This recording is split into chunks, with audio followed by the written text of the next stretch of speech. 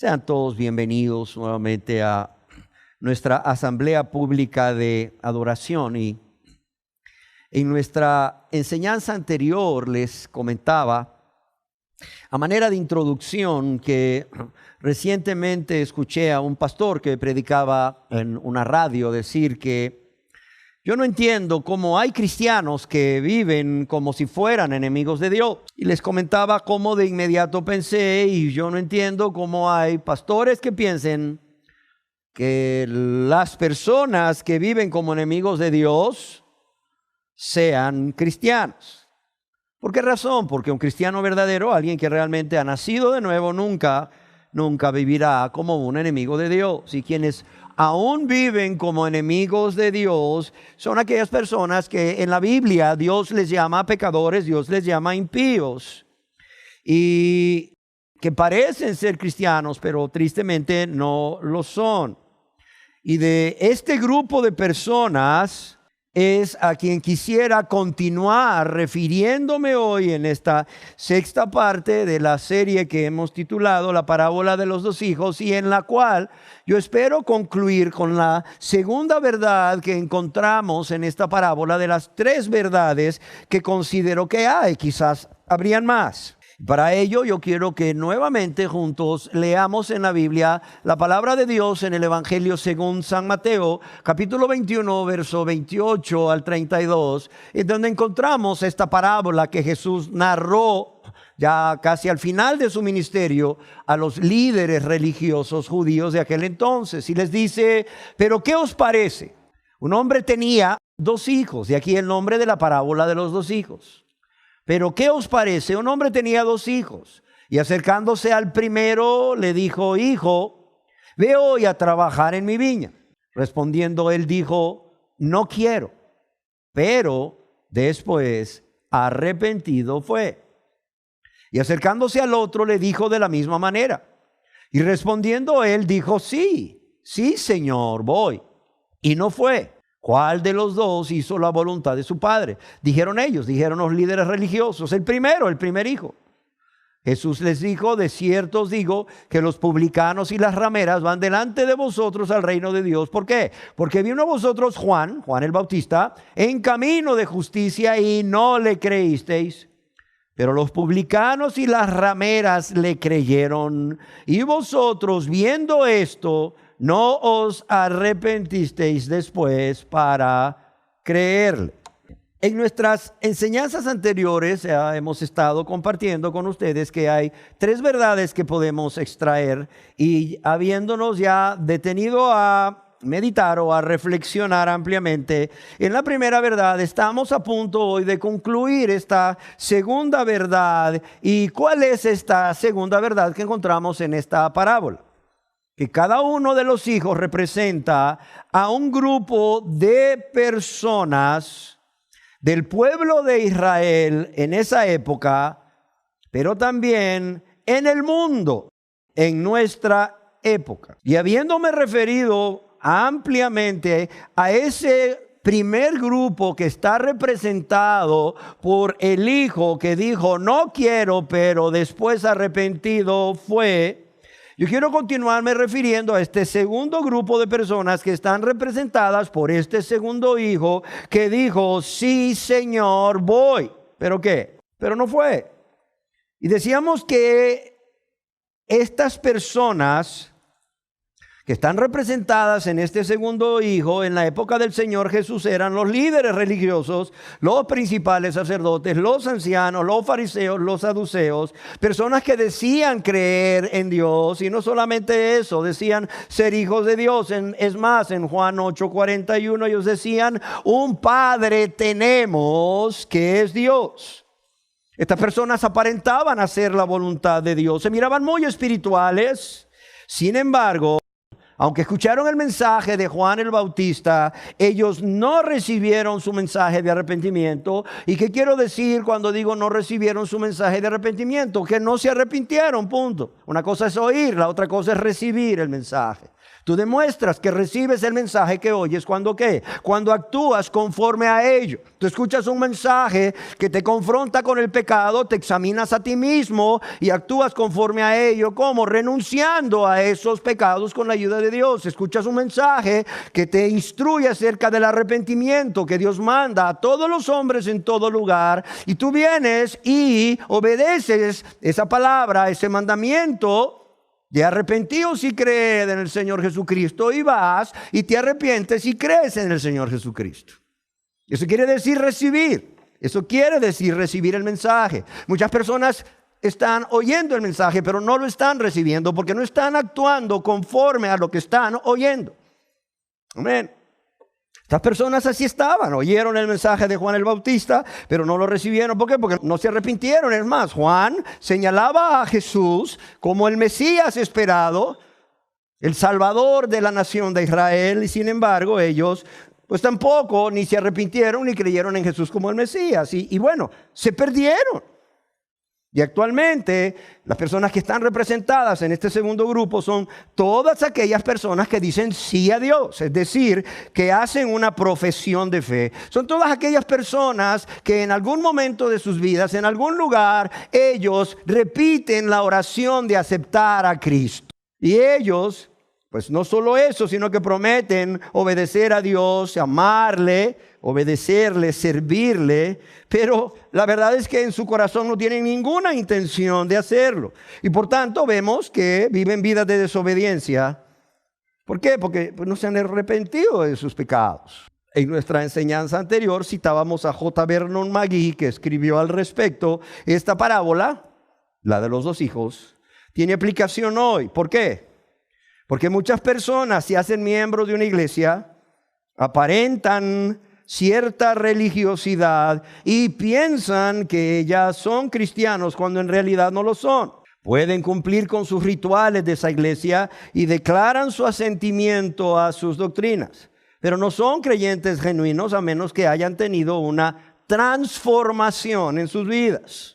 No son creyentes genuinos a menos que hayan tenido una transformación en sus vidas. Una transformación que realmente viene ¿con qué? Con el arrepentimiento y el ejercer fe o confianza en la persona del Señor Jesucristo como su único y suficiente Señor y Salvador. Es decir, a través de la conversión a Dios. Hasta aquí lo que escribió McGee. Bien dijo Dios acerca de estas personas a través de Agur, el escritor de el Proverbios número 30, allá en Proverbios capítulo 30, verso 12, hay generación limpia en su propia opinión, si bien no se han limpiado de la inmundicia. O como la Biblia de las Américas lo traduce, hay gente que se tiene por pura, hay gente que se tiene por cristiana, pero no está limpia de su inmundicia. Y el día de hoy yo quisiera finalizar esta segunda verdad compartiendo con ustedes acerca de lo que ya hablábamos en la enseñanza anterior, de cuáles son las características que describen a las personas que pertenecen a este segundo grupo o que están representadas por este segundo hijo más bien, que dijo, sí Señor voy, pero no fue. Y que por cierto, tristemente decíamos, son millones hoy en día. Y quiero referirme a 4 características más acerca de este grupo. ¿Por qué? Porque mi deseo, al igual que la enseñanza anterior, es que usted pueda examinarse a usted mismo. Usted puede examinarse a usted misma y usted pueda identificar si usted pertenece o no a este segundo grupo. Pero antes de continuar con las 4 características restantes, solo permítame recordarle cuáles fueron las 5 primeras características que examinamos en nuestra enseñanza anterior. Y decíamos que la primera característica es que estas personas tienen una profesión de fe falsa. Tienen una profesión de fe falsa. ¿Y a qué me refería con esto? A que estas personas han hecho una oración en la que afirman aceptar a Jesucristo como su Salvador, pero su profesión de fe es solamente de labios. ¿Por qué es solamente de labios? Porque no va acompañada ni de convicción de pecado de parte del Espíritu Santo, ni de arrepentimiento, ni de esa fe bíblica para salvación. Y por lo tanto, óigase bien, no hay ni conversión en sus vidas a Dios, ni salvación. Decíamos que el Señor Jesús se refirió a estas personas que solamente han hecho una profesión de fe falsa, cuando dijo: este pueblo de labios me honra. Este pueblo de labios me honra, mas su corazón está lejos de mí, ahí en Mateo 15:8. Y decíamos también que a este grupo de personas es a quienes se refería el apóstol Pablo cuando en Tito capítulo 1 verso 16 escribió: profesan conocer a Dios. Ellos dicen conocer a Dios, ellos dicen ser cristianos, ellos dicen ser hijos de Dios, pero con sus hechos ¿qué? Lo niegan, pero con sus hechos lo niegan, una profesión de fe falsa. Y sabemos que es una profesión de fe falsa porque el apóstol Pablo dice: siendo abominables y ¿qué? Y rebeldes. La segunda característica es que son egoístas, es decir, viven para sí mismos y están llenos de amor propio, es decir, se aman más a ellos mismos o a ellas mismas que a Dios. Es por ello que usted puede ver en su vida, en su forma de ser, que se aman tanto a sí mismos más que a Dios y aman más el satisfacer los deseos de la carne, de los ojos, y que son contrarios a Dios, así como la vanagloria de la vida, y aman más el deleite temporal que les brinda el pecado que a Dios. Es más, aman más el vivir una vida cómoda, sin esforzarse con la ayuda de Dios por amar a Dios y por amar a su prójimo y por vivir esa vida de santidad que Dios demanda, sirviendo a Dios. Una tercera característica, y que se deriva de esta segunda, es que su búsqueda de Dios es motivada por interés. Punto. Su búsqueda de Dios es motivada por el interés, no por un deseo firme de convertirse a Él para vivir para Él. Óigase bien, no por un deseo firme de convertirse a Él para vivir para Él. Ahora, la cuarta característica es que dicen ser cristianos, dicen ser discípulos de Jesucristo, pero no quieren negarse a sí mismos. No quieren negarse a sí mismos y no quieren tomar su cruz cada día.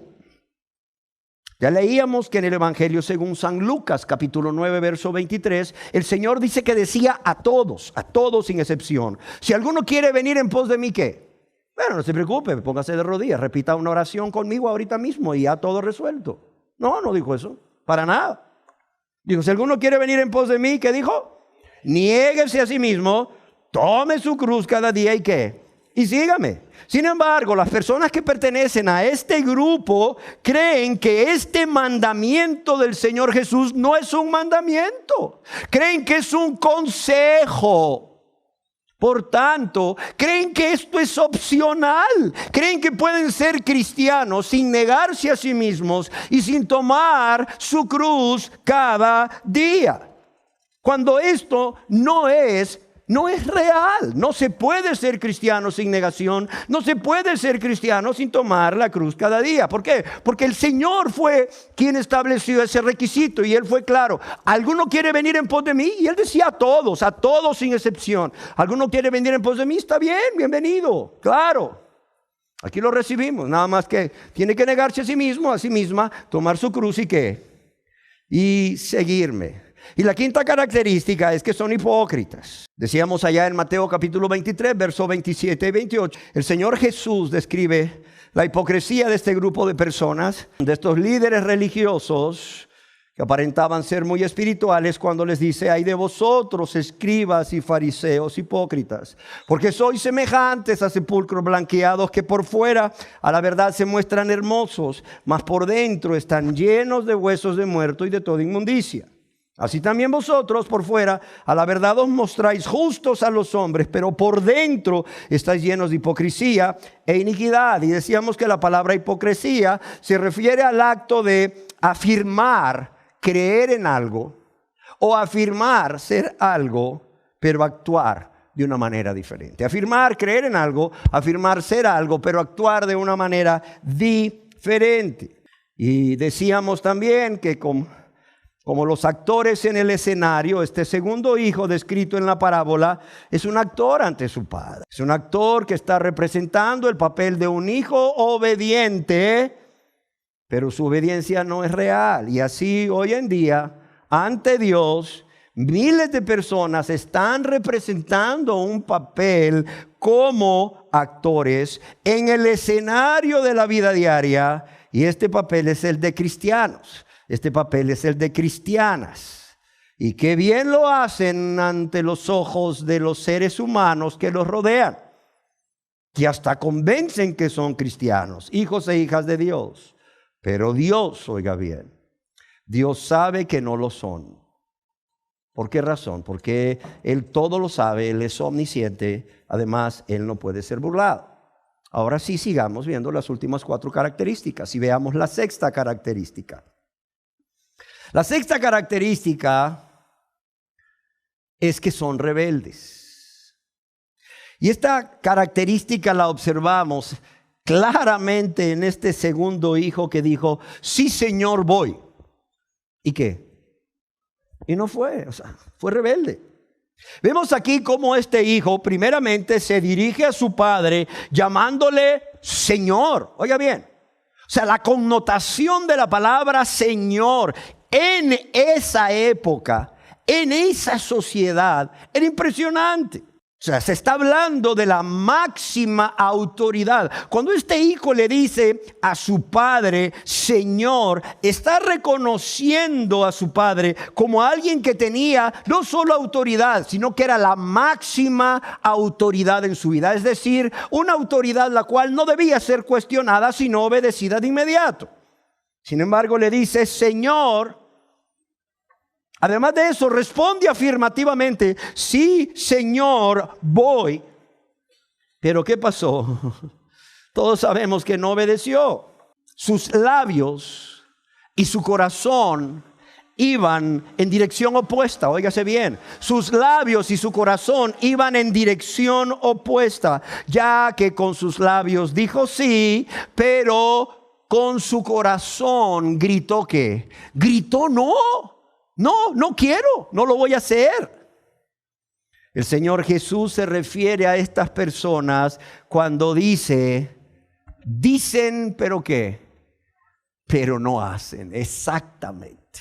Tú lo puedes leer en tu Biblia, en tu casa, en el Evangelio según San Mateo, capítulo 23, verso 3. Él se refiere a estas personas, a estos líderes, a estas autoridades, ¿verdad? Que están representadas en este segundo hijo, cuando dice, estas personas, Jesús les dice, ¿verdad? Estas personas dicen,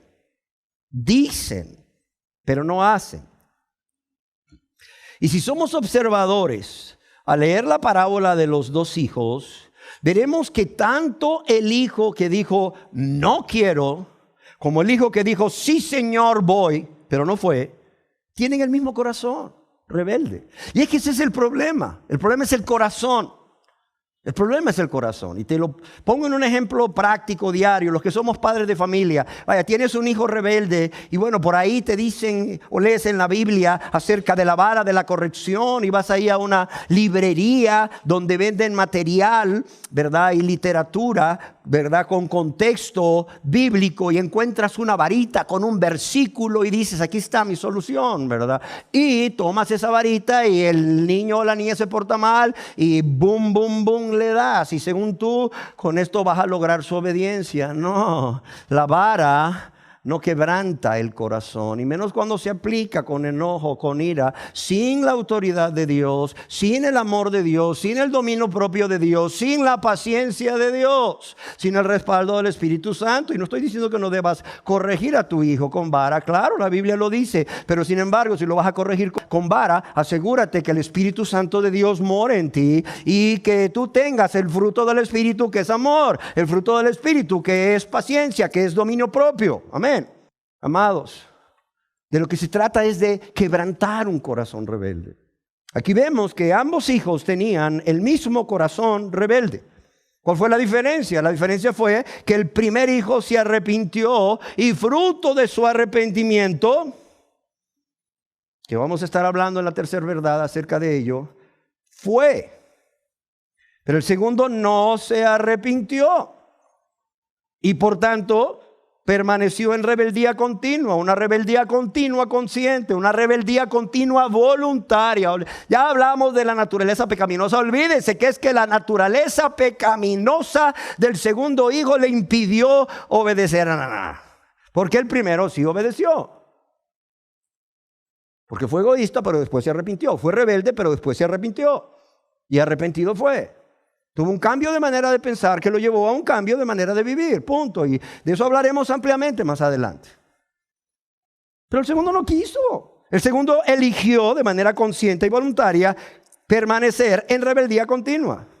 Lo cual, oiga bien, es un rechazo, pero además de un rechazo, es un menosprecio a la autoridad del Padre. ¿Y a quién representa el Padre aquí en la parábola? A Jesucristo. ¿Y quién es Jesucristo? El Dios vivo y verdadero, que por amor a nosotros, a todos nosotros, se hizo hombre.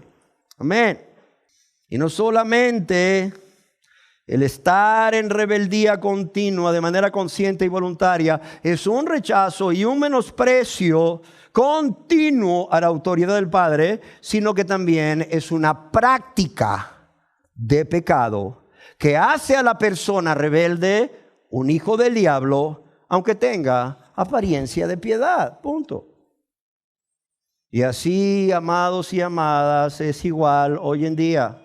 Así es igual en nuestra época con las personas a quienes representa este segundo hijo, quienes tienen un corazón rebelde y por esa razón rechazan y menosprecian de manera continua, de manera consciente y voluntaria la autoridad de Dios.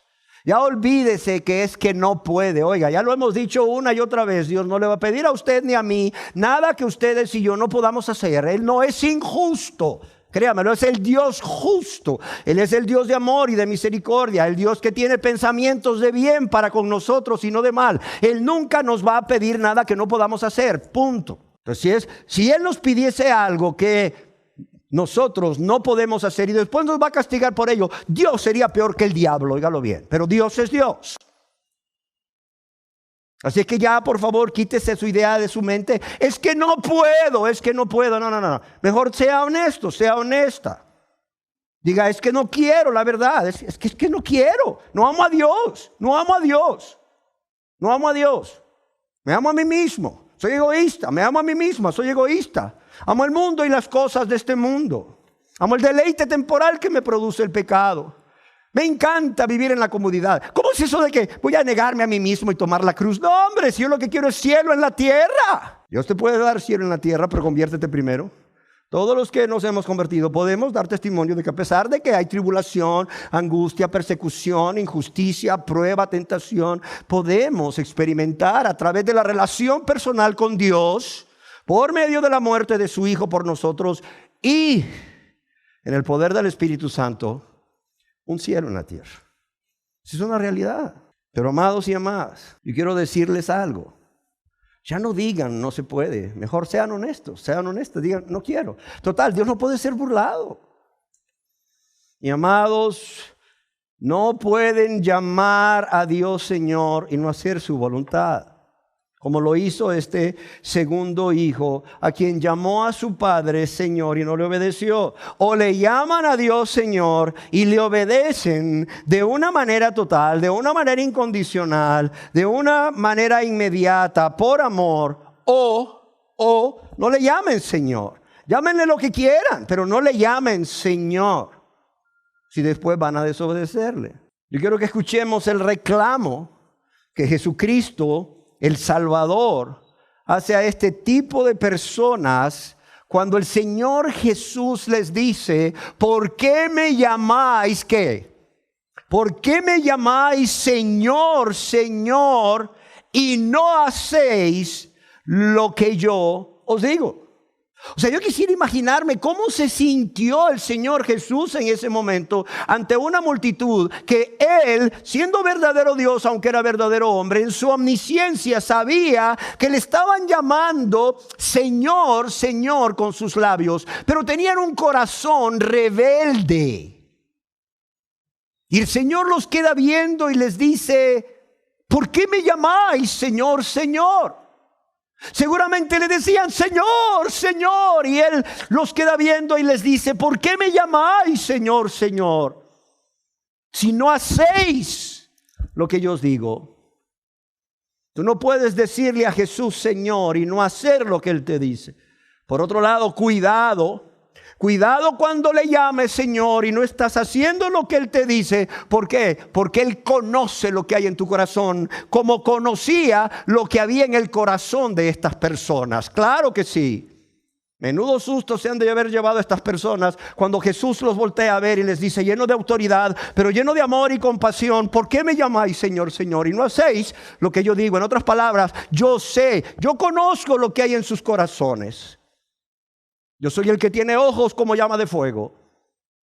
Y ustedes me llaman Señor, pero no hacen lo que yo digo. Y lo mismo sucede ahora. ¿A cuántas personas de los aquí presentes, si Jesús viene, como muchos anhelan que vinieran, les diría, ¿por qué me llamas Señor, Señor? Pero no has hecho todo este tiempo lo que yo digo. Comenzando por arrepentíos y creed en mí. Que fue el mensaje que el Señor Jesús comenzó a predicar desde el inicio de su ministerio hasta el final. El reino de los cielos se ha acercado. Arrepentíos y creed. Amén.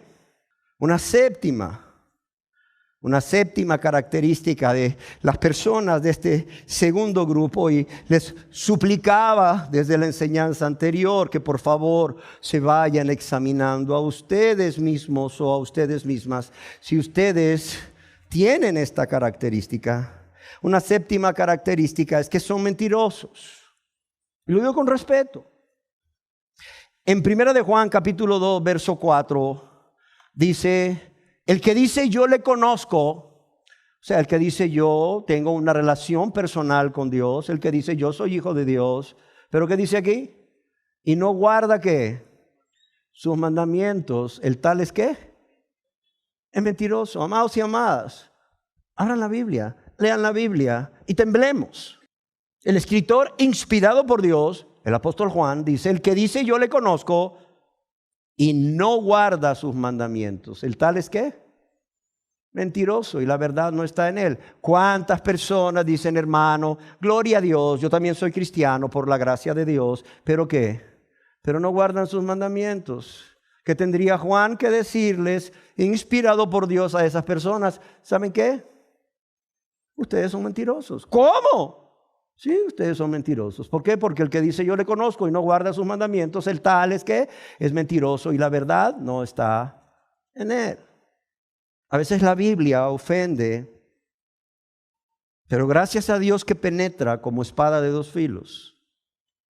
Gracias a Dios que penetra.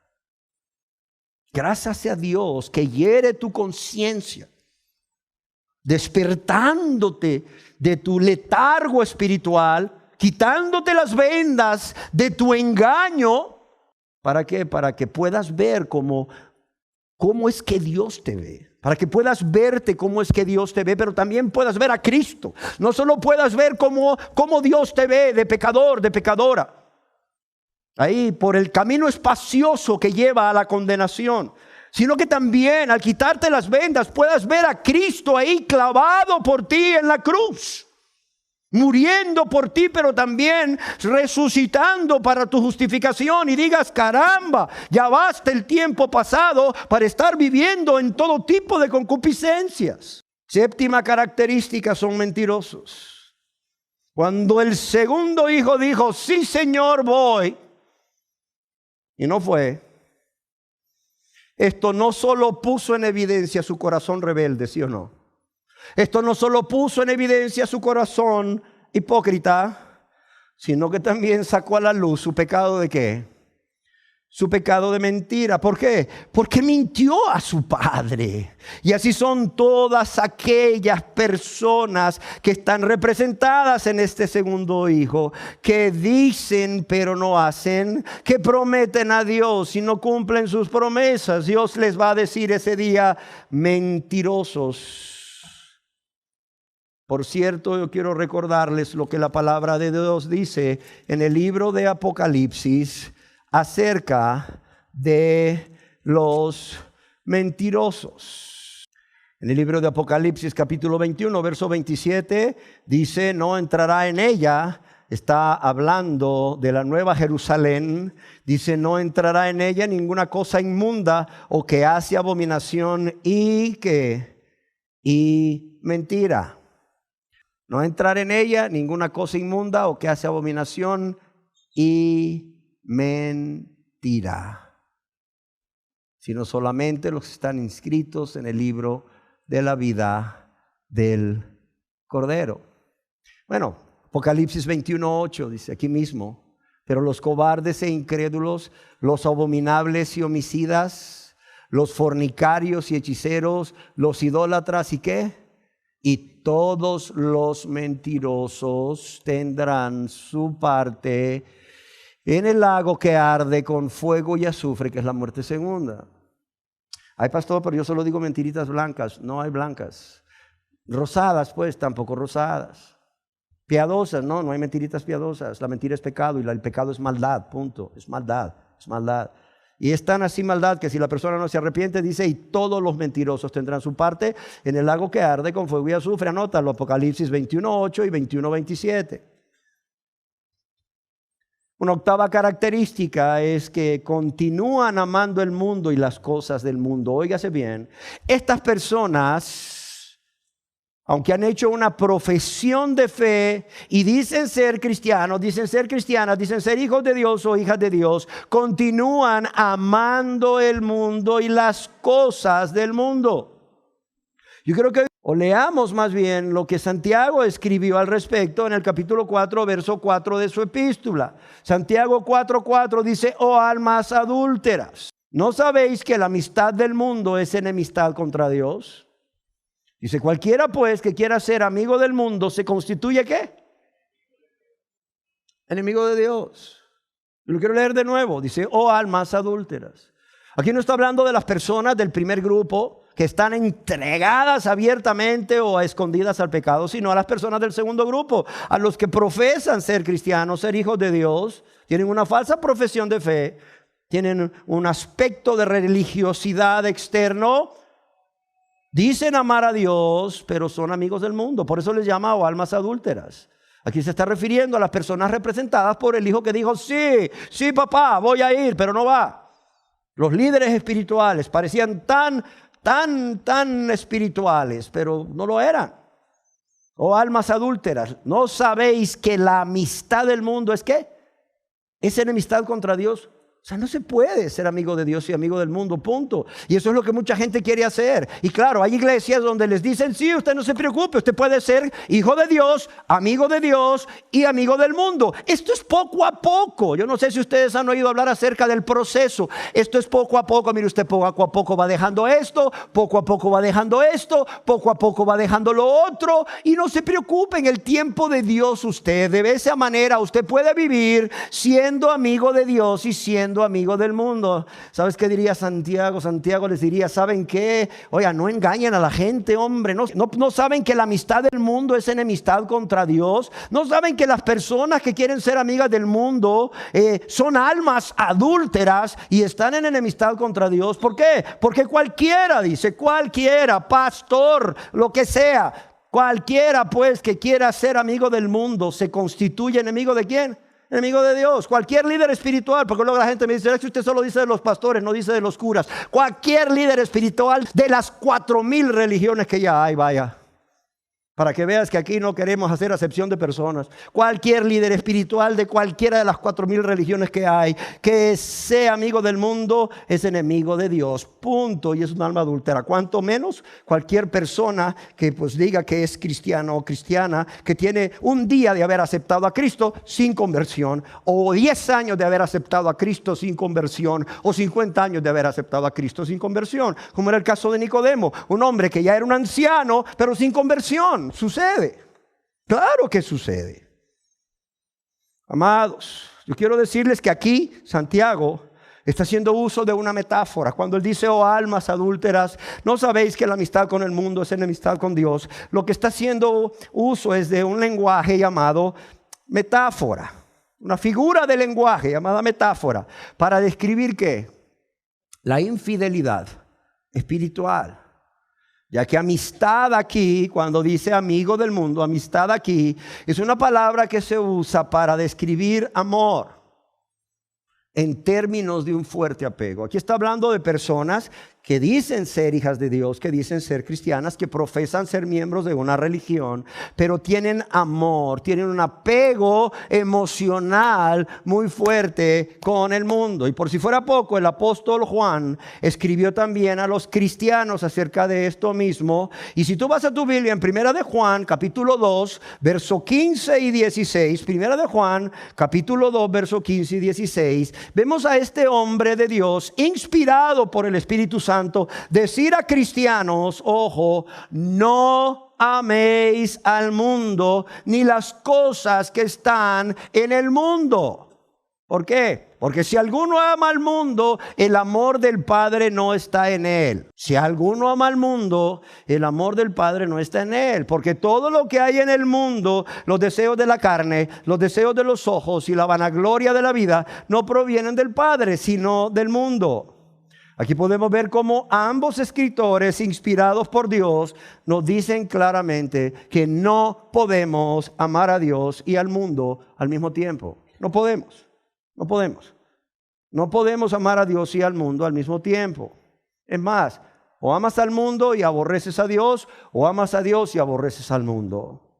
Ahora, ¿a qué se refería Santiago y Juan cuando se refería al mundo? Porque pues aquí tenemos que amar a Dios y aborrecer al mundo. Que tengo que aborrecer a las personas. ¿Cómo así?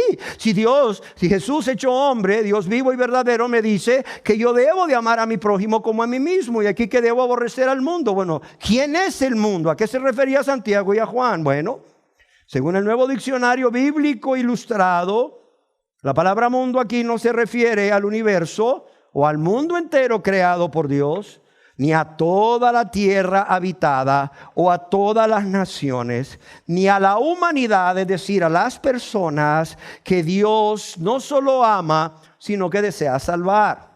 Pero tampoco al presente siglo, que mundo se utiliza para describir el presente siglo o el siglo venidero, sino que se está refiriendo, dice, a un mundo pecador o malvado. Es un sistema espiritual,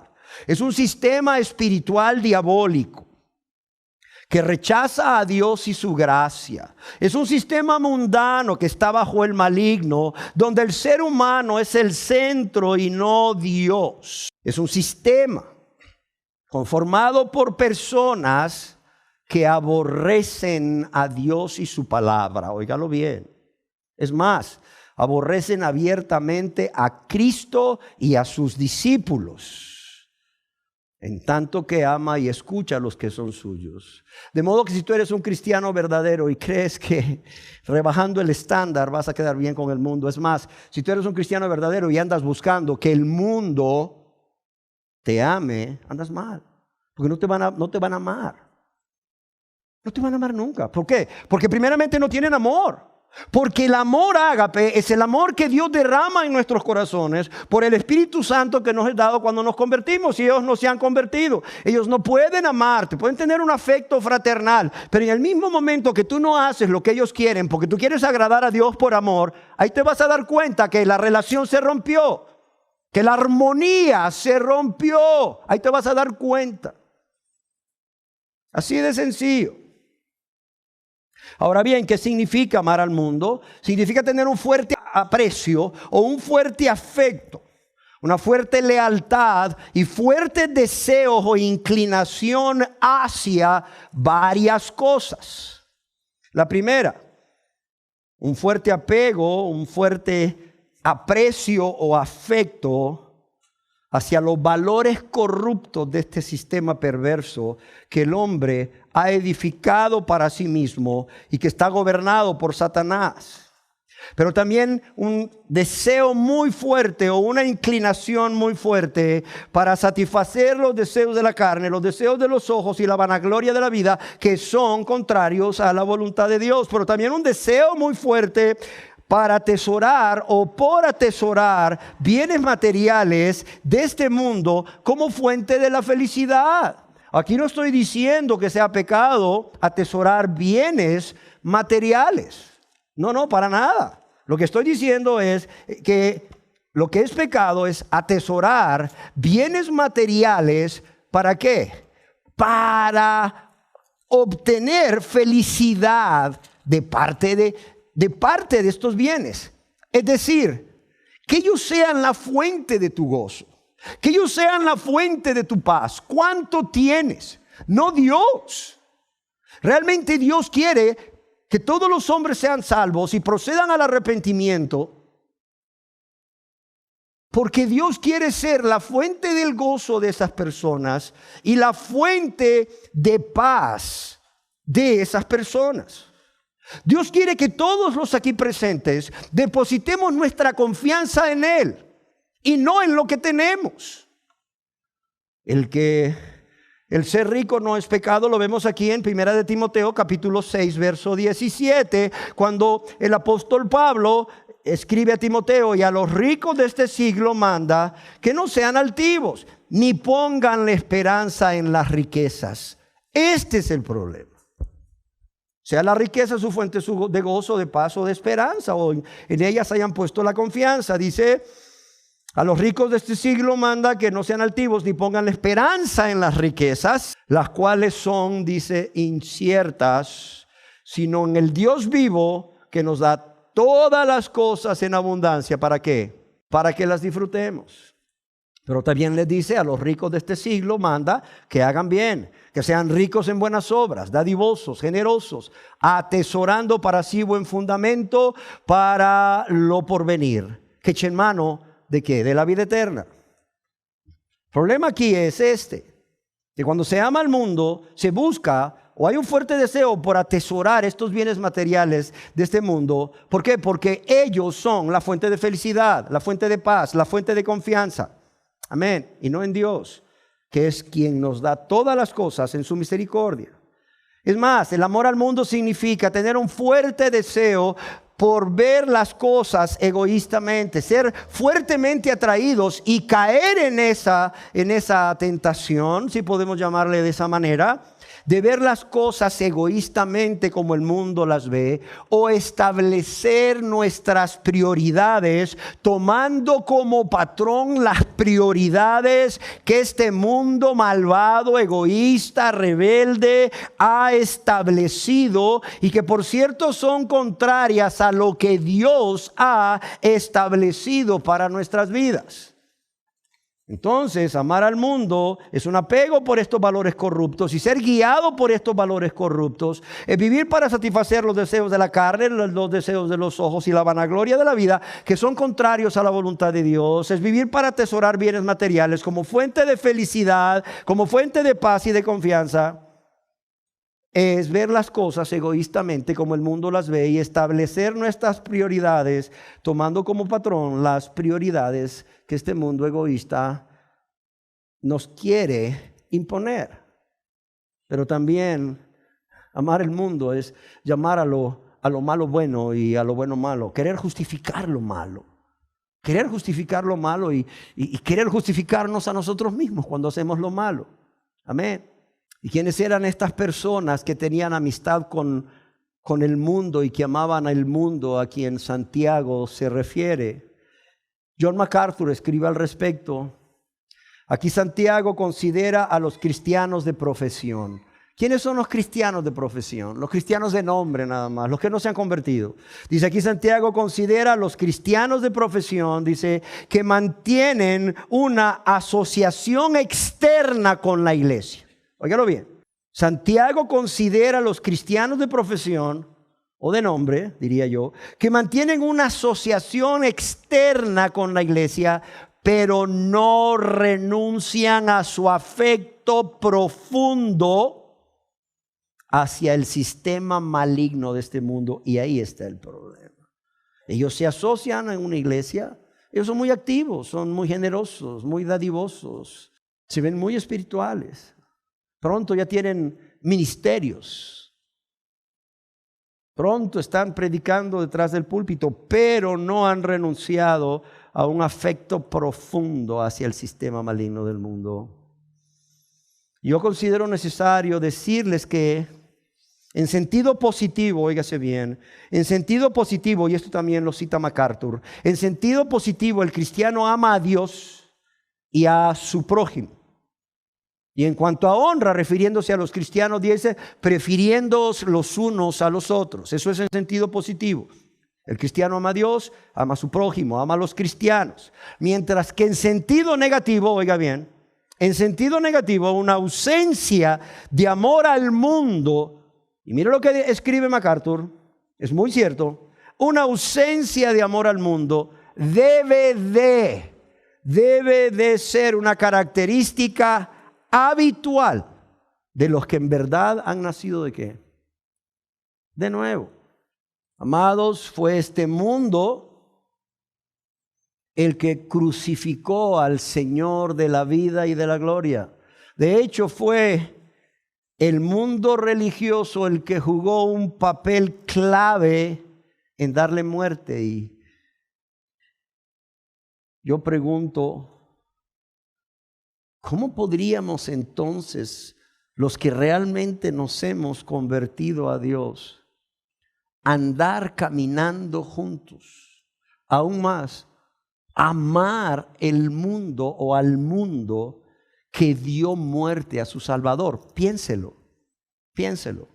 A la verdad es increíble y hasta impensable que los creyentes quieran jamás andar junto con el mundo que dio muerte a su Salvador. Mediten esto. Y una novena característica, y con esto termino, es cobardía. En el libro de Apocalipsis, capítulo 21, verso 8, ya lo leímos, y ahí leemos con respecto a esto, pero ¿los qué? Los cobardes, en primer lugar de la lista. Los cobardes e incrédulos, los abominables y homicidas, los fornicarios y hechiceros. Mire la lista. Los idólatras y todos los mentirosos, como ya hablábamos, tendrán su parte ¿dónde? En el lago que arde con fuego y azufre, que es la muerte segunda. Pero ¿quién encabeza la lista? Los cobardes. ¿A qué me refiero con esto? Oiga, entonces ¿es pecado tenerle miedo a un perro bravo que viene sobre mí echando espuma sobre la boca? No, no es pecado, al contrario. ¿Sabes qué? Sale corriendo. Súbete a lo primero que encuentres. Sí. Oiga, si yo veo venir unos hombres sospechosos ahí por la acera y pareciera que son asaltantes, ¿es cobarde tener miedo y cambiarme de acera? No, hazlo lo más pronto posible. Oiga, yo voy ahí en el bus y yo veo que se sube un hombre con aspecto de asaltante o dos hombres con aspecto de asaltantes. Es pecado tener miedo y aunque no me vaya a bajar en la próxima estación, decir al conductor, bajo y me bajo antes de que me asalte. No, eso es prudencia. Entonces, ¿qué es cobardía? La palabra griega para cobardía, cobarde, es deilos y significa tener temor y miedo. Estar amedrentado, ciertamente. Pero en el contexto en que estamos estudiando la palabra significa, oiga bien, aquellos que por temor, aquellos que por miedo a perder su reputación o por el qué dirán acerca de ellos, o por temor o por miedo de perder sus privilegios adquiridos, su bienestar, su comodidad, su felicidad y su paz temporal, o por temor al rechazo aún de sus seres queridos, o la pérdida de sus bienes materiales, o por temor a la pérdida de sus derechos lícitos, y eso es lo que Dios demanda en determinado momento, o aún su vida, estas personas por temor a todo esto se resisten o rechazan convertirse a Dios en arrepentimiento y fe en Jesucristo. Estos son los que van en la primera, en la lista de primeros. Estos. Los que por temor a todo esto rechazan convertirse a Dios en arrepentimiento y fe en Jesucristo. Aún, óigase bien, conociendo cuál es la verdad acerca de su verdadera condición espiritual, de que están separados de Dios, de que están muertos en sus delitos y pecados y que están bajo la ira de Dios y rechazan convertirse a Dios sabiendo de la urgente necesidad que tienen de ese Salvador que es Cristo el Señor. Y para que entendamos mejor, alguien los definió como aquellas personas que temen más, la desaprobación y las amenazas de otras personas de lo que valoran la fidelidad a Cristo y la verdad de su palabra. Y su seguridad y posición social son más importantes que la fidelidad a Dios. Otro escritor los describe de la siguiente manera: cobarde es aquel que no quiere sufrir ni padecer por causa de Cristo. Cobarde es el que niega el nombre del Señor para no incomodar a los que lo rodean.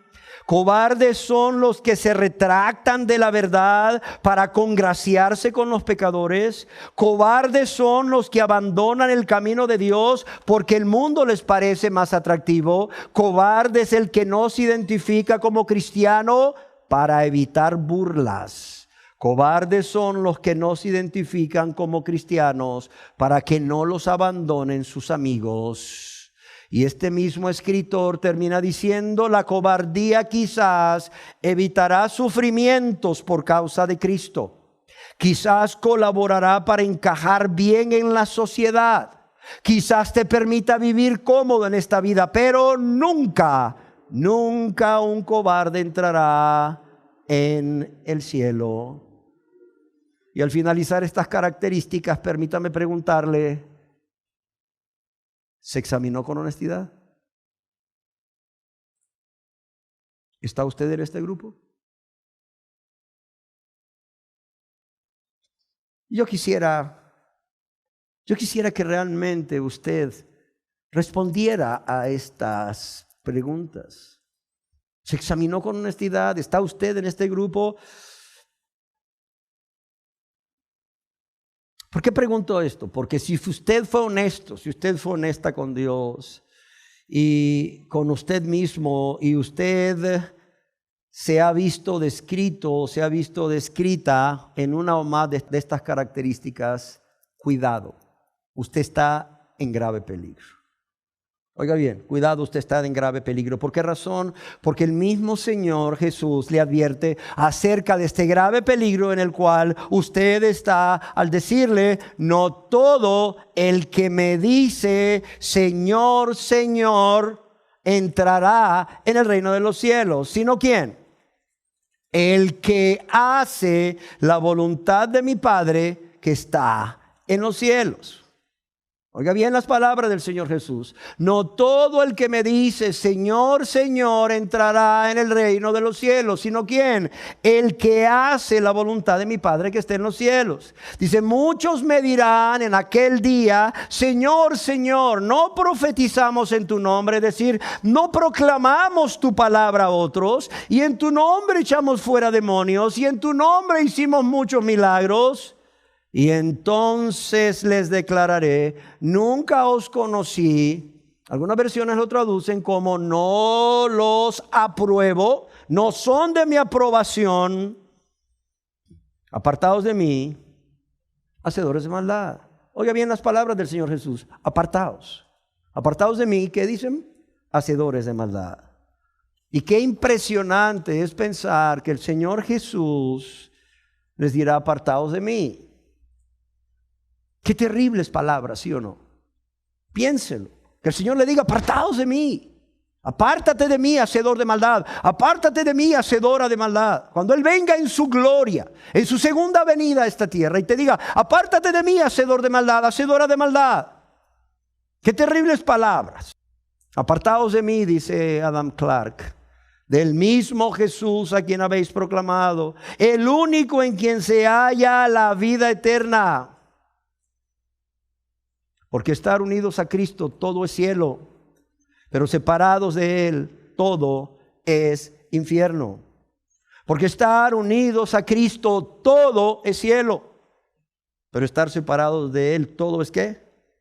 Infierno. Y yo quisiera que inclináramos nuestros rostros para meditar, solamente para meditar por unos momentos. Oye, no voy a llamar a nadie a hacer ninguna oración, no se preocupe. Yo solo quiero invitarle a que incline su rostro para que no le distraiga nada, para que medite en el hecho de que si usted fue honesto o fue honesta y usted se ha sentido identificado en una o varias de estas características, yo quiero decirle que si usted no hace un alto en su vida hoy, óigalo bien, si usted no hace un alto en su vida, y quiero decirle hoy, si usted no hace un alto en su vida hoy, si usted no se arrepiente para vivir una vida de amor a Dios y de obediencia a Dios, como lo hizo el primer hijo que dijo, no quiero, pero arrepentido fue. Usted y todos los que están como usted aquí, si no se arrepienten, van a continuar caminando por ese camino espacioso que lleva a la perdición. Y bueno, ya no creyendo, porque Dios ha sido claro, que van por el camino angosto que lleva a la vida eterna, y eso es peor. Dios te abrió los ojos, te quitó la venda, ya te hizo ver que no vas caminando por el camino angosto que lleva a la vida eterna, pero el seguir caminando por el camino espacioso que te lleva a la perdición, sabiendo por qué camino vas, eso es locura, es locura.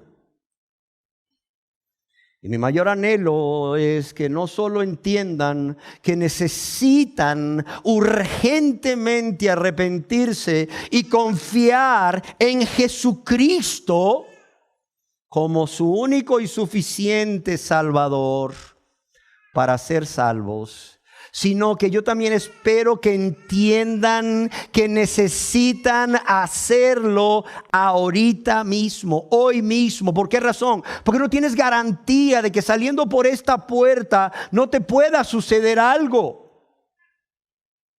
Entiéndelo. Además, Dios no se merece, aunque no te fuera a pasar nada por los próximos 50 años, Dios no se merece que sigas viviendo esa vida de maldad, esa vida de pecado, esa vida de rebeldía, esa vida de mentira, esa vida de hipocresía, esa vida de falta de amor a Dios y a tu prójimo.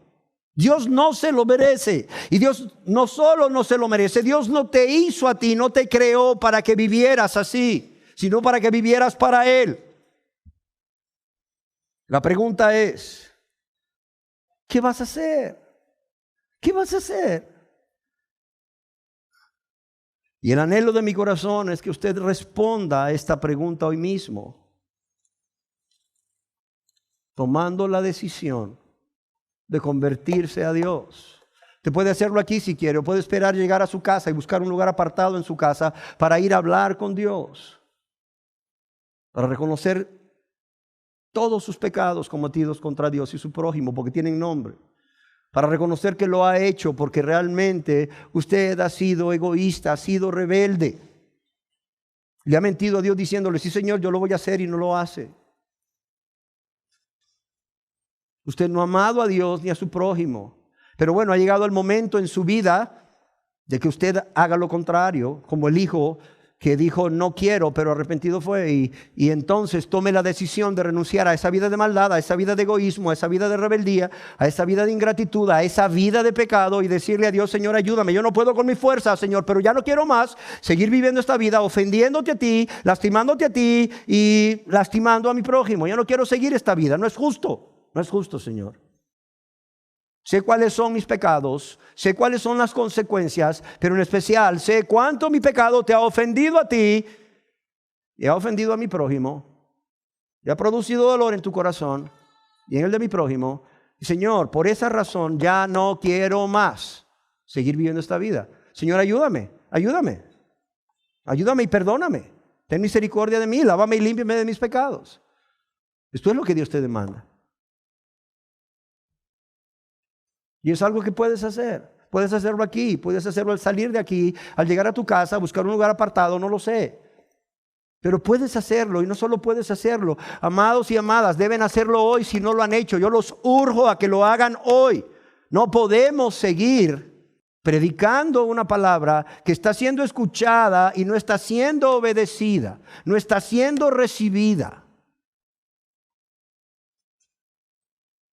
Dios demanda una respuesta de parte de cada uno de ustedes. Dios a mí me ordenó que viniera a predicar y decirles estas palabras. Dios les demanda a ustedes que se arrepientan y confíen en Jesús, crean en Jesús como su único y suficiente Señor y Salvador. Crean que Él murió por ustedes en esa cruz. ¿Para qué? Para recibir el castigo que Él debía de recibir, para que Dios pudiese perdonarles todos los pecados de una manera completa y de una manera inmediata. Pero ya Dios hizo lo que tenía que hacer. Jesús ya hizo lo que tenía que hacer. Yo también ya hice lo que tenía que hacer. Ahora solo faltan ustedes. ¿Qué van a hacer? ¿Qué van a hacer? Y como les decía, el anhelo de mi corazón es que usted responda a esta misma pregunta hoy mismo, tomando una decisión y solo una: convertirse a Dios. Ya no más seguir posponiendo esta entrega. Ya no más. Decía el canto: entrégale lo que te impide y su espíritu vendrá. Primeramente, dándote la seguridad de que Dios te ha escuchado, porque has venido a Él con un corazón contrito y humillado. Pero también vendrá no solo dándote la seguridad de que te ha escuchado, sino que la gracia de Dios está sobre ti y Dios puede y quiere perdonarte, para que tú le pidas perdón, y luego el Espíritu Santo vendrá sobre ti para dar testimonio a tu espíritu de que Él te ha hecho, Dios te ha hecho su hijo o su hija. Pero hazlo, toma la decisión. Todo esto va a ser un sermón nada más, un sermón más que has escuchado en tu vida. Eso es lo que va a ser esto. Si tú no tomas una decisión de convertirte a Dios, esto no va a ser más que un sermón tristemente. Un sermón predicado con toda la oración que lleva, con todo el tiempo y esfuerzo que lleva a hacerlo, con todo el amor que lleva a hacerlo. Pero un sermón al fin, si tú no recibes esta palabra y no tomas la decisión de convertirte a Dios. Señor, yo quiero darte gracias por tu amor y tu misericordia. Y quiero darte gracias por cada persona que has traído a este lugar para escuchar esta palabra, Señor. Por cada persona que no se ha convertido y a quien tú estás urgiendo, Señor, que te busque mientras tú puedas ser hallado, que te llamen tanto que tú estás cercano hoy, Señor. Pero también que dejen su camino y sus pensamientos y que se vuelvan a ti, que vas a ser amplio en perdonarles, Señor. Que esto sea una realidad, Señor, en la vida de todos los que aún no se han convertido, Señor. Aquí y en cualquier lugar donde se debe escuchar esta enseñanza, Señor. Para tu honra y para tu gloria y por amor a sus almas, yo te lo ruego, yo te lo suplico, oh Dios de misericordia, pero también Dios justo, que no tendrá por inocente al culpable. Yo te lo pido en el nombre de tu Hijo amado, nuestro precioso y bendito Salvador Jesucristo, para que sea una realidad en la vida de cada persona que está aquí y que no se ha convertido. Amén. Amén.